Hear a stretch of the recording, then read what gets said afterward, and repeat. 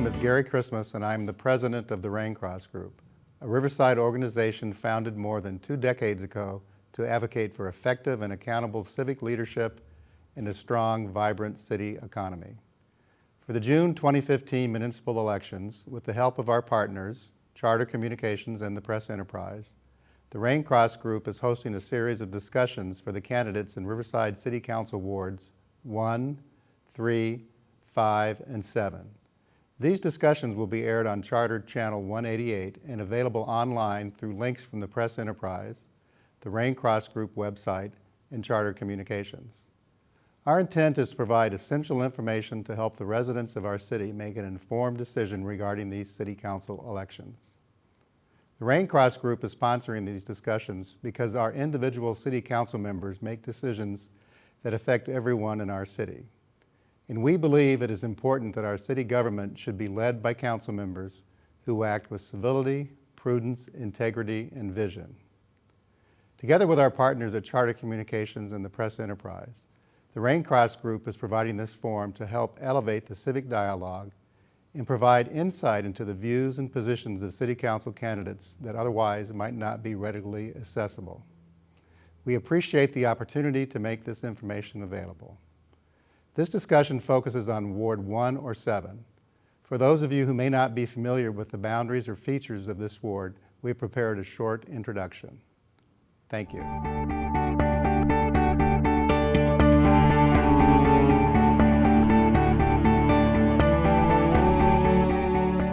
Welcome. On behalf of Charter Communications, the Press Enterprise, and the Raincross Group, we welcome you to the 2015 Riverside City Council debates. My name is Brad Pomerantz, and I will be moderating today's discussion between the two candidates for City Council seat in Ward 1.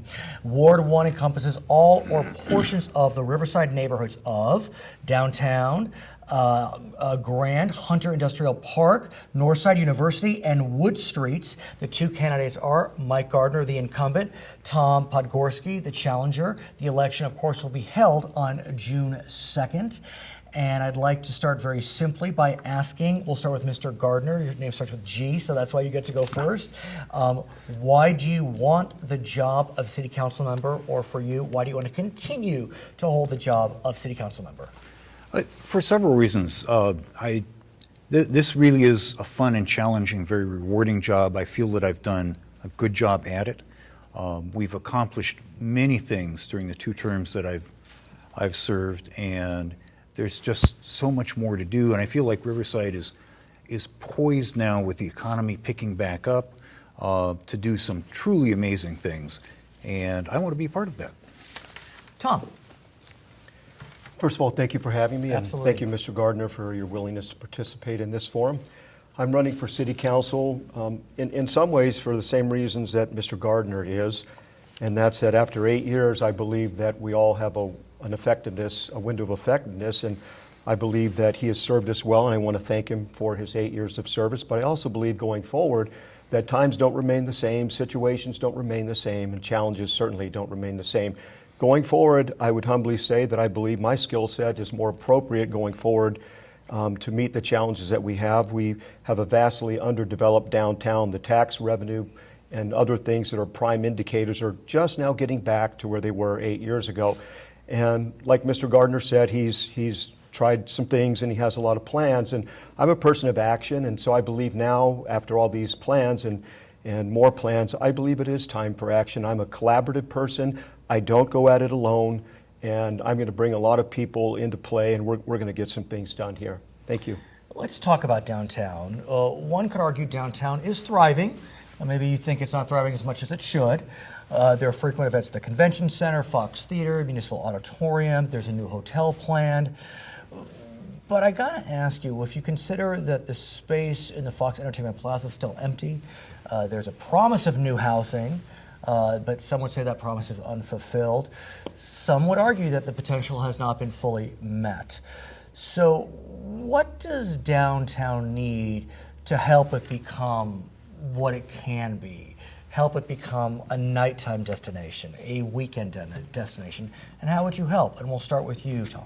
Well, thank you.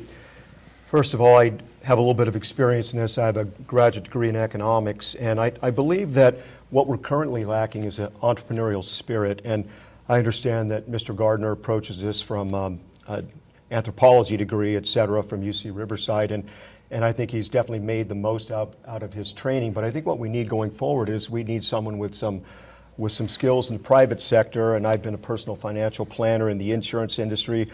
I've written business plans, and one of the things that we're lacking, and I believe this is a key point here, is that if I was an outside business person and I looked at our 12-point plan of seizing our destiny, I'd be very frightened about that. To me, that really says Field of Dreams. We're going to build, for example, the Fox Theater, and we're going to hope that everybody comes. The problem is, when I look at a plan like that, I see a situation where people aren't very focused, and that would be the city and our current leaders. And again, I understand where Mr. Gardner's coming from, but when you look at the Fox Theater, many people go there, and like I do, and then we go right home because we didn't plan very well for the complementary businesses and services that should go around that. Many of the, well, there's a few new restaurants down there. They're just replacing the ones that have gone out of business.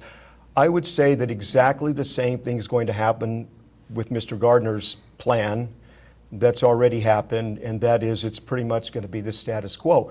One of the issues that we have right now is that people have been socialized into a low level of performance and expectation, and I think that needs to change. Sir. I would respectfully disagree about Mr. Podgorski's view of the vitality of our downtown, particularly now that Live Nation is running the Fox and Municipal Auditorium. There are lots of events there. We have opened half a dozen new restaurants, not replacement restaurants, new restaurants in the time that I've been on the council, just in the core of the downtown. We have renovated the Fox Theater, we have renovated the Municipal Auditorium, we've renovated the museum, we've renovated the convention center.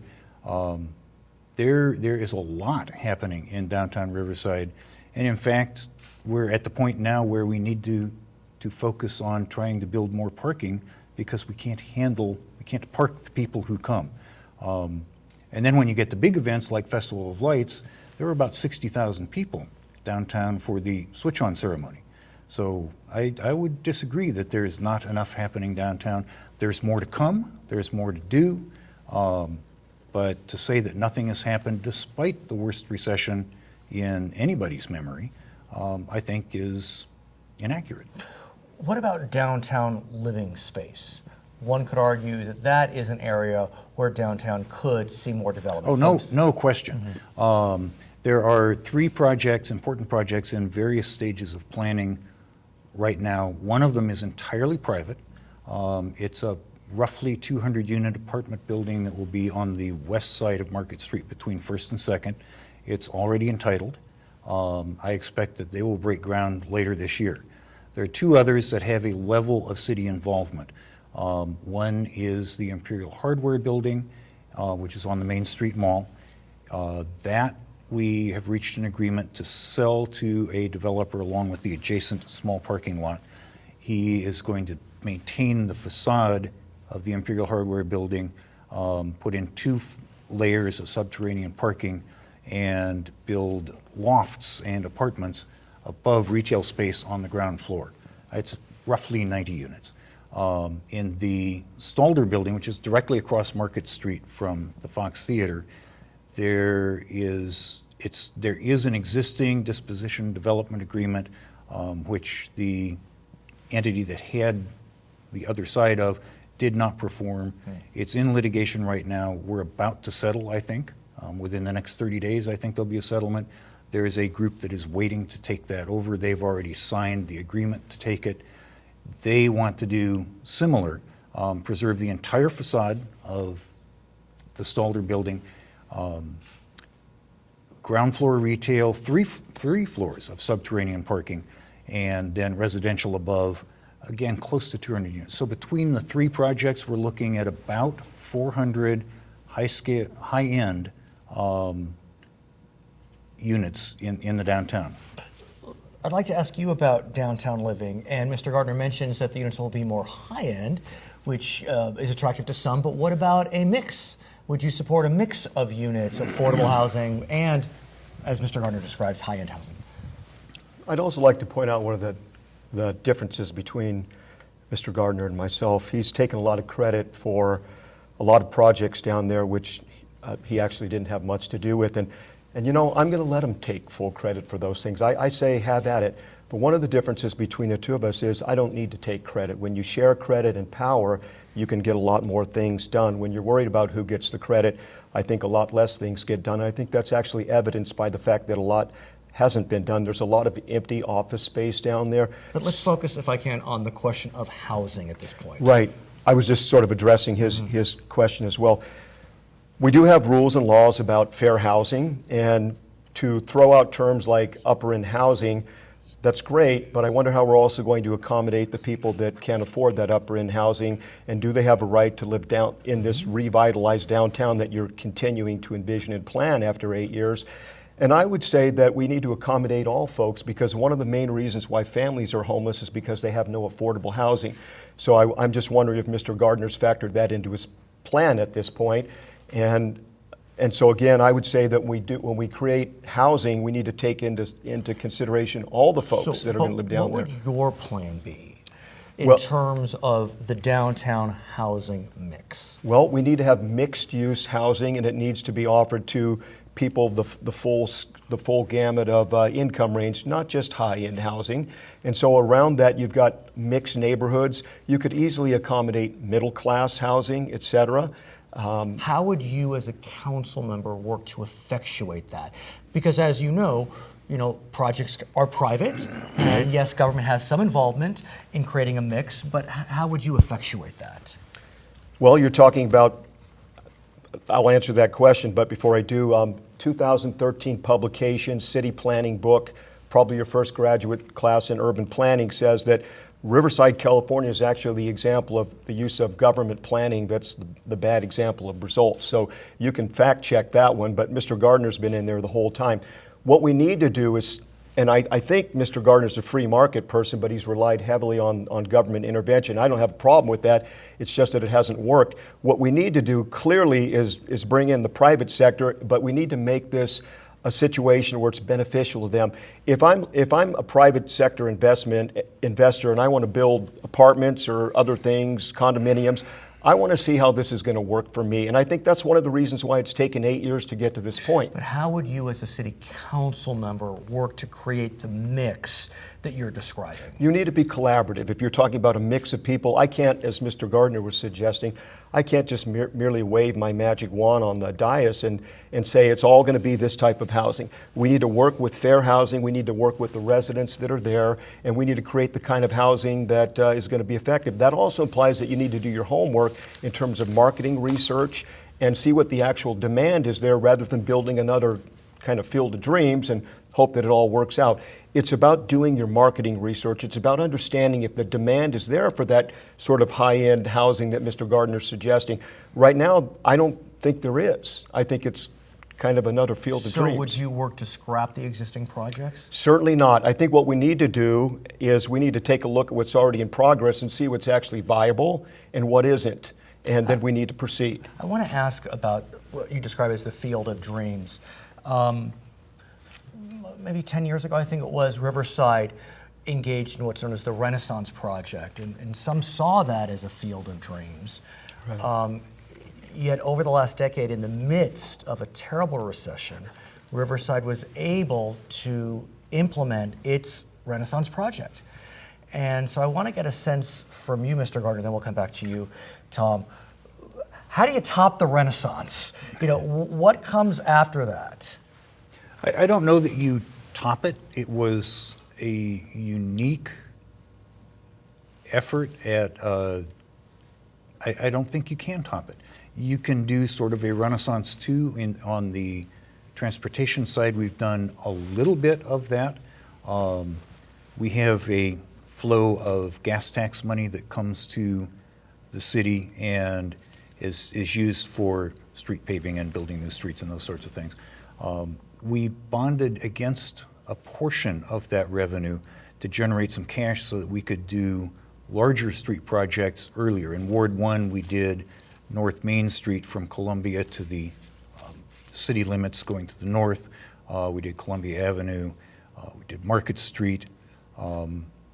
Other important parts of that have been really recent repaving of Magnolia. There's quite a bit going up in Ward 4 in the Mission Grove area.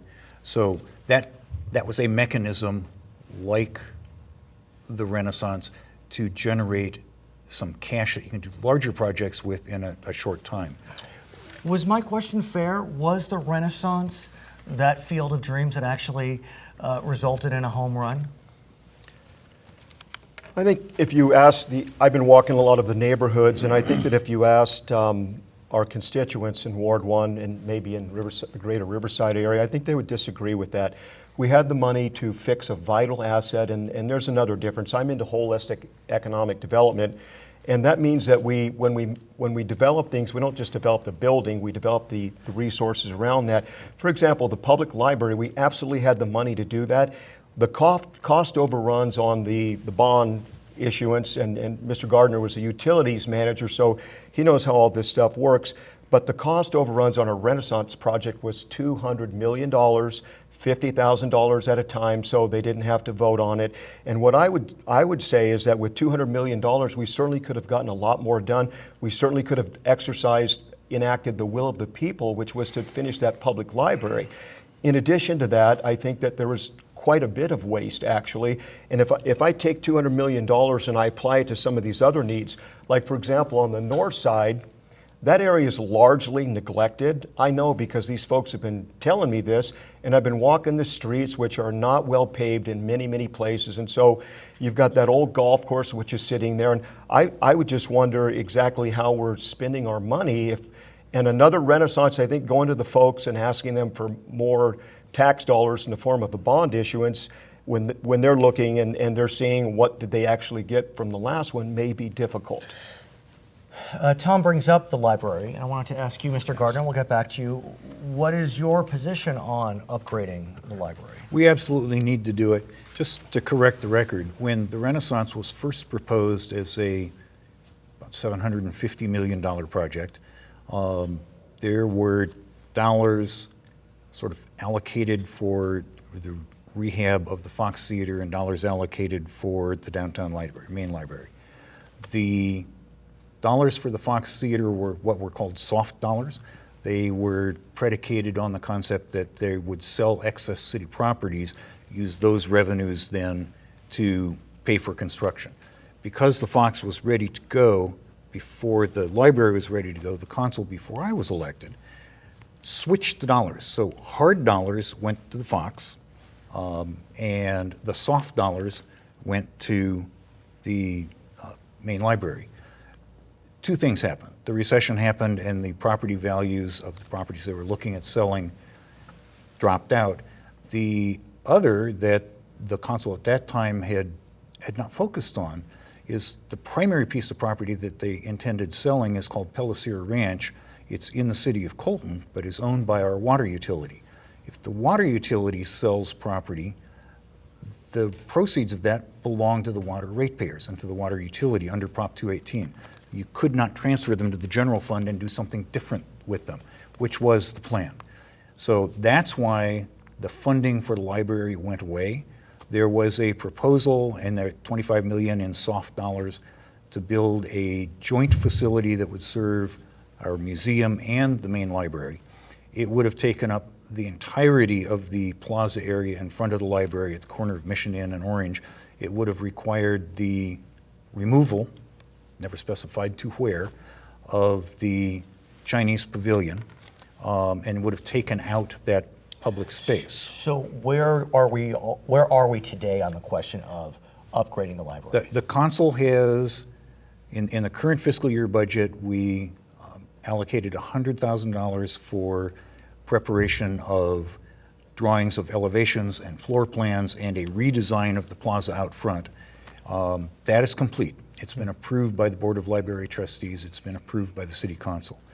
My goal is in the next fiscal budget, the 15-16 fiscal year, to see if I can get the council to go along with funding the design drawings for the project. Along those lines, let me ask you, as I understand it, the revamp would cost about $26 million.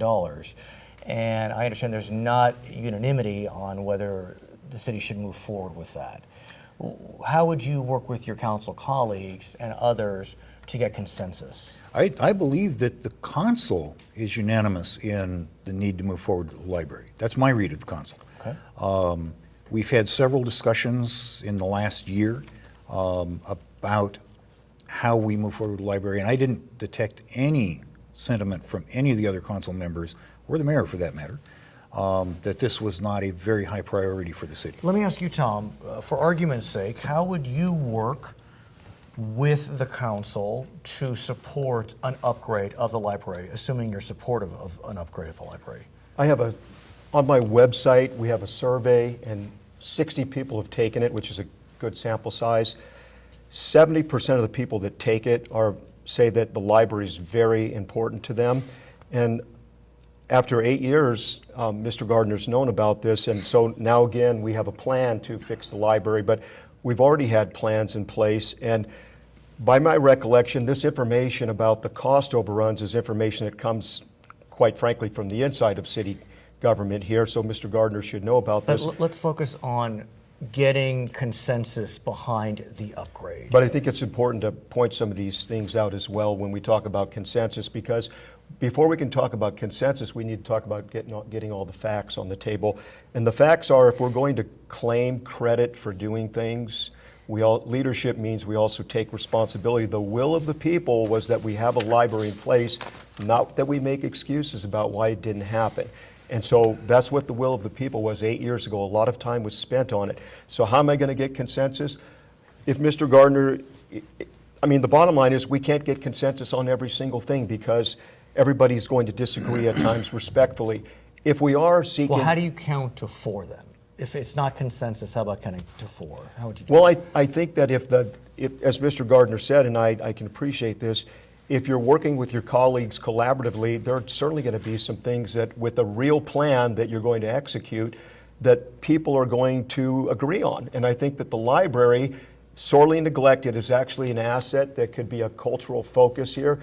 And I think probably the rest of the council gets this, and Mr. Gardner's made some excuses why it hasn't happened. But I think he's right. I think they would get behind this, and I don't think it would be a hard sell. Let me ask you, if I may, and we'll ask this of Mr. Gardner as well. We're at a Raincross debate. They're a leadership organization, so I want to ask you, how do you define leadership, and how will you take that definition of leadership to the council and make it successful? First of all, you have to spend the time to get to know the people you're working with. Secondly, and I've already alluded to this, I allow Mr. Gardner, he can take all the credit he wants for everything, but in my mind, leadership is take no credit. Share the credit with other people. Don't try to do it all yourself. And I understand his style. He's very responsive, and I think that's a great thing. But my leadership style would be to collaborate a lot more. So I believe leadership needs to be collaborative. You can't go out it alone in this day and age. And the second thing is, if you're going to take credit, take responsibility. Don't blame the economy. Don't blame redevelopment going away. What that tells me is, if you're blaming the economy, you didn't see it coming. You didn't see that there was going to be a housing bubble. And that's something that if we understood a little bit about economics, we wouldn't have had a huge surplus of properties that we're now kind of caught with in the cookie jar. But, not many people saw the housing bubble coming. But it's pretty, when you're riding on a roller coaster and the roller coaster continues to go up, stocking up on surplus properties is probably not the wisest thing to do when you're dealing with other people's money, i.e. tax dollars, and using redevelopment money to purchase these dollars. At some point, you might ask this question, gee, this thing's going to go down at some point. Let me ask you, and I'll get to you in a second, Mike. I think it's fair to say in the past, the council was known as a very collegial place. Right. Last year was a little rocky. Okay. We've only just met. But I think it's fair to say, from what I perceive, this is my singular perception, your style is fairly aggressive. You know what you want to say, and you're saying it. Right. And so I'm wondering, how will you take your style, in light of the fact that the council's had a rocky year, right, and work to bring back the collegiality that had been a moniker of the Riverside City Council? I think it's fair to say just because someone portrays himself as a nice guy, which Mr. Gardner, that's his moniker, that doesn't mean he's not aggressive behind the scenes. I've heard exactly the opposite. I'm passionate. Let's not confuse passion with something else that you're suggesting. I'm passionate because as I walk our neighborhoods and I talk to our business people, they are frustrated. They are absolutely frustrated with what we have, the low level of performance and expectation that they've been socialized into. And I'm going to ask you all this question. Don't we deserve more? That's called passion. That's called entrepreneurial spirit. That doesn't mean that we don't work together, but I'm not going to confuse Mr. Gardner's public persona of being liked because he does things that are not real likable. People just don't notice it. AMR, for example, voting time and time again to cut elderly people out of the loop and poor people by having an exclusive contract that directly affects people of low income and fixed incomes.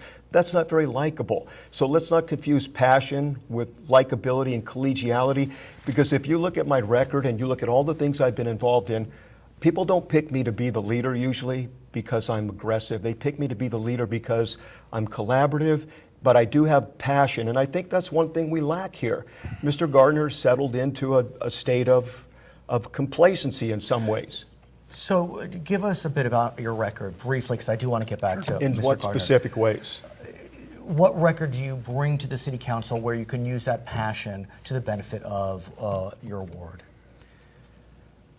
First of all, I have a graduate degree in economics. I've been in the public sector, I've taught at the high school level. I've also taught at the college level as well. But I've also been in the private sector. In the private sector, I was a personal financial planner and a wealth manager. I did people's insurance. I had to manage a staff. So I had my own staff in leadership positions in education. Time and time again, I created business partnerships at one of the high schools that I taught at. You don't get to that point with people creating, collaborating by being someone that doesn't have that ability.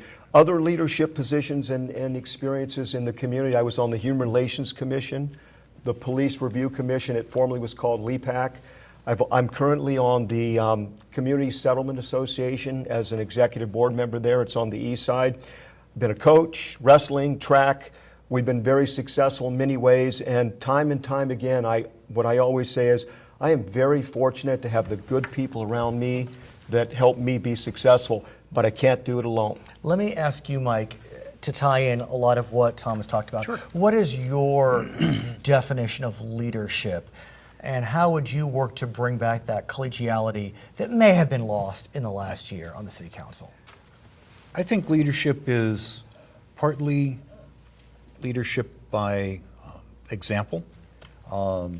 If you're talking leading the other council members, you have to be persuasive. You have to be able to show the other council members the merits of a point that you may be arguing, or if you happen to be arguing against something, why that other thing may have issues that they might not have thought about. If you were leading people, the primary example is you need to get things out of their way so they can do their jobs. So speaking of staff in that respect. Over the years, going back to before I was on the council, I have been asked by those that I worked with to take a leadership position. Going back to when I was on the Community Police Review Commission, one of the original 9 commissioners appointed. I served 2 terms, 6 years.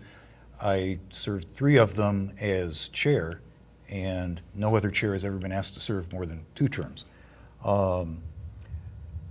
Just in the interest of time, talk about the past year and the challenges that the council may have faced. Okay, I think that I was instrumental in helping pull the council back together. I did some talking to individual council members privately. We had some discussions in closed session, and we had some discussions on the dais.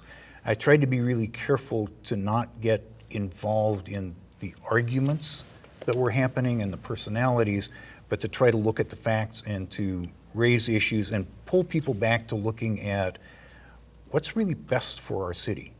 I think that was helpful. We are tight on time, so I'm going to give you one sentence to say what you hope to achieve should you be reelected or elected to the council. We'll start with you, Tom. Looking at the results from the survey, it's pretty clear that there's plenty to do in that first year, starting from some things like this. People believe that public safety is a big issue. 89% of the people that have taken the survey believe that that's an issue. Now, public safety is perceived and real. Other things, transparency. They believe that the city government has not been transparent in issues related to public utilities, the library, what's communicated from the front. I need to cut you off just in okay. interest of time. One sentence if you can. Your goals for the upcoming term should you be reelected. Wow, sentence is tough. Do your best. I think our biggest issue is going to be the city budget. We have to manage it carefully. Our income is rising, but so are demands. We have to be very careful how we spend the dollars. Perfect. His name is Mike Gardner. His name is Tom Podgorski. They are candidates for Ward 1 City Council seat. You are looking at the next council member for Ward 1 on behalf of Charter Communications, the Press Enterprise, and the Raincross Group. My name is Brad Palmer. We thank you so much for joining us on the 2015 Riverside City Council debates.